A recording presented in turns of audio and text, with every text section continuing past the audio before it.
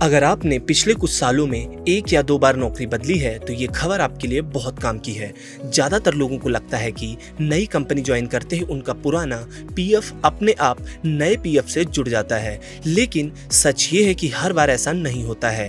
कई कर्मचारियों के पीएफ का पैसा अलग अलग मेंबर आईडी में पड़ा रहता है और उन्हें सालों तक इसकी जानकारी नहीं होती है।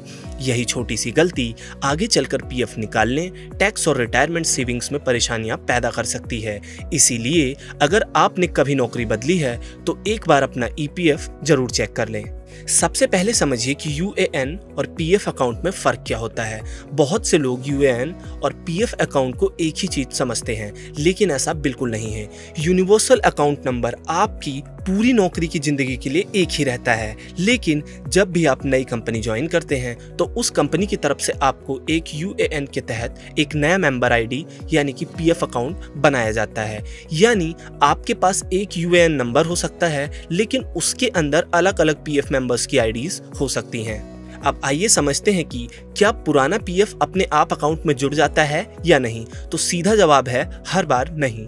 ईपीएफओ की डिजिटल व्यवस्था पहले से बेहतर जरूर हुई है, लेकिन कई मामलों में पीएफ अपने आप ट्रांसफर नहीं होता है। अगर जरूरी शर्तें पूरी नहीं होती तो आपका पुराना पीएफ अलग मेंबर आईडी में ही पड़ा रह सकता है। अब आइए आपको बताते हैं कि अगर पीएफ ट्रांसफर नहीं हुआ तो क्या नुकसान हो सकता है। सबसे पहले पॉइंट की बात करें तो वो है आपका पैसा अलग अलग जगह बटा रहेगा। जब कई मेंबर आईडी बन जाती हैं तो यह पता लगाना मुश्किल हो जाता है कि किस अकाउंट में कितना पैसा जमा है। अगले पॉइंट की बात करें तो वो है पीएफ निकालने में दिक्कत आ सकती है, यानी रिटायरमेंट या नौकरी छोड़ने के बाद क्लेम करते समय अलग अलग मेंबर आईडी से प्रक्रिया काफी लंबी हो सकती है।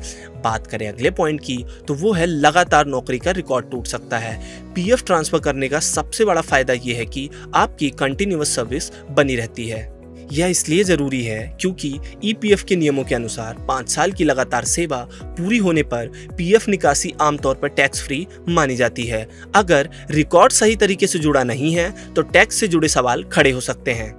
अच्छी बात क्या है, अगर आपका पुराना पीएफ मेंबर आईडी में पड़ा है तब भी घबराने की जरूरत नहीं है। जब तक अकाउंट ईपीएफओ के रिकॉर्ड में सही तरीके से मौजूद है उस पर तय नियमों के अनुसार ब्याज मिलता रहेगा, लेकिन बेहतर यही माना जाता है कि सभी पीएफ बैलेंस को एक जगह ट्रांसफर कर लिया जाए ताकि फ्यूचर में किसी भी तरीके की परेशानी आपको ना हो।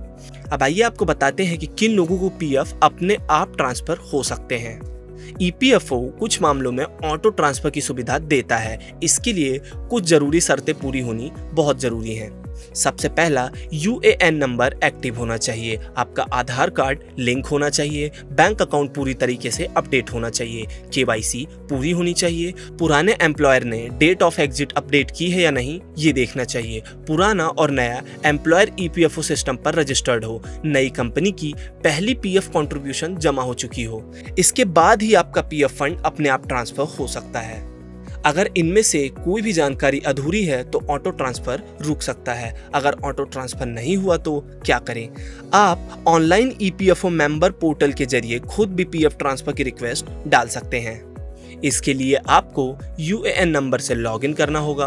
ऑनलाइन सर्विस में जाकर one member one EPF account transfer request को चुनना होगा। पुरानी मेंबर आईडी की जानकारी लेनी होगी। पुराने या नए एम्प्लॉयर में से किसी एक को वेरिफिकेशन अथॉरिटी चुनना होगा। आधार ओटीपी से वेरीफाई करना होगा। रिक्वेस्ट सबमिट करनी होगी। इसके बाद एम्प्लॉयर की मंजूरी और ईपीएफओ की प्रक्रिया पूरी होने पर आपका पीएफ अकाउंट नए में ट्रांसफर हो जाएगा। अब आइए आपको बताते हैं कि अगर गलती से 2 यूएएन नंबर बन जाए तो क्या करें।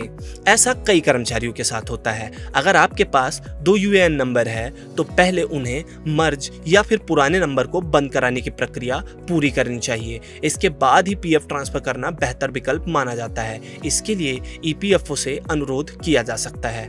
नौकरी बदलने के बाद ये 5 काम जरूर करें। अपना यूएएन नंबर चेक करें, देखें कि नई कंपनी उसी यूएएन नंबर का इस्तेमाल कर रही है या नहीं। केवाईसी, आधार कार्ड और बैंक डिटेल्स को अपडेट रखें। ईपीएफओ पासबुक में सभी मेंबर आईडीज को चेक करें। अपना पुराना पीएफ अलग दिख रहा है तो तुरंत ट्रांसफर की रिक्वेस्ट डालें। आखिरी में सबसे जरूरी बात, नौकरी बदलना आज के समय में बिल्कुल सामान्य बात है, लेकिन हर नई नौकरी के साथ अपने पीएफ का रिकॉर्ड भी संभालना उतना ही जरूरी होता है। सिर्फ ये मान लेना कि पीएफ तो अपने आप ट्रांसफर हो जाएगा, कई बार महंगी गलती साबित हो सकता है। अगर आपने पिछले कुछ वर्षों में नौकरी बदली है तो आज ही अपने ईपीएफ अकाउंट में लॉगिन करके देखिए कि आपका पुराना पीएफ अकाउंट नए से जुड़ा है या नहीं। 5 मिनट की ये जांच फ्यूचर में टैक्स, क्लेम और रिटायरमेंट से जुड़ी बड़ी परेशानियों से आपको बचा सकता है। ऐसी और खबरों और अपडेट्स को जानने के लिए देखते रहें गुड रिटर्न्स डिजिटल।